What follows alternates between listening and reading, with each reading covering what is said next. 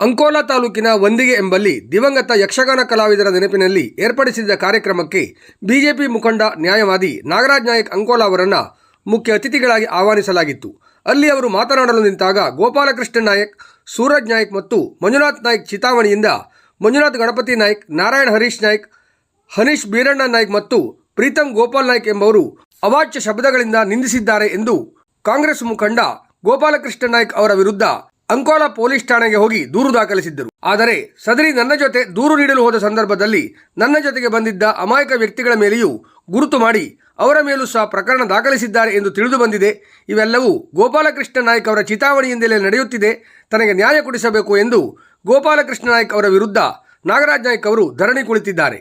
ಈ ಕುರಿತು ಗೋಪಾಲ್ ನಾಯಕ್ ಅವರು ಸ್ಪಷ್ಟನೆ ನೀಡಿ, ನಿನ್ನೆ ರಾತ್ರಿ ವಂದಿಗೆಯಲ್ಲಿ ನಡೆದಿರುವ ಘಟನೆಯ ಹಿಂದೆ ನನ್ನ ಕುಮ್ಮಕ್ಕು ಇರುವುದಾಗಿ ಆರೋಪಿಸುತ್ತಿರುವ ನಾಗರಾಜ್ ನಾಯಕ್ ಅವರು ಅಂಕೋಲಾದಲ್ಲಿ ಧರಣಿ ನಡೆಸುತ್ತಿರುವುದು ನನ್ನ ಗಮನಕ್ಕೆ ಬಂದಿದೆ.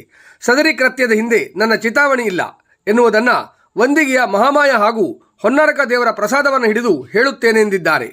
ನನ್ನ ಮೇಲೆ ನಡೆದಿರುವ ಕೊಲೆಯತ್ನದ ಸಂದರ್ಭದಲ್ಲಿ ಬೆನ್ನು ಮೂಳೆಗೆ ಉಂಟಾಗಿರುವ ಗಾಯಕ್ಕಾಗಿ ಕಳೆದ 3 ದಿನಗಳಿಂದ ಬೆಂಗಳೂರಿನ ಆಸ್ಪತ್ರೆಯಲ್ಲಿ ಚಿಕಿತ್ಸೆ ಪಡೆಯುತ್ತಿದ್ದೇನೆ.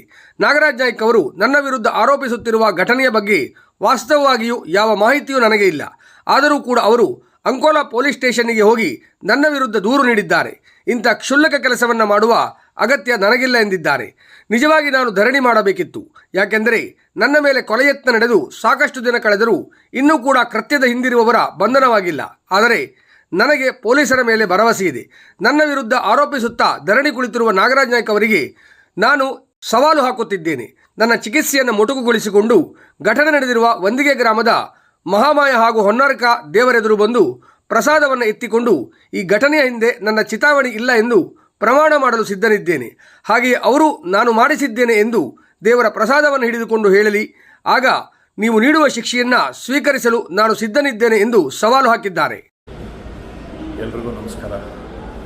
ನಿನ್ನೆ ಅಂಕೋಲಾ ತಾಲೂಕಿನ ವಂದಿಗೆ ಗ್ರಾಮದಲ್ಲಿ ರಾತ್ರಿ ಒಂದು ಘಟನೆ ನಡೆದು ಆ ಘಟನೆಯ ವಿರುದ್ಧ ನಾಗರಾಜ್ ನಾಯಕರವರು ಅಂಕೋಲಾದಲ್ಲಿ ಧರಣಿ ಕೂತಿದ್ದಾರೆ ಅನ್ನೋ ಮಾಹಿತಿ ಸಿಕ್ತು.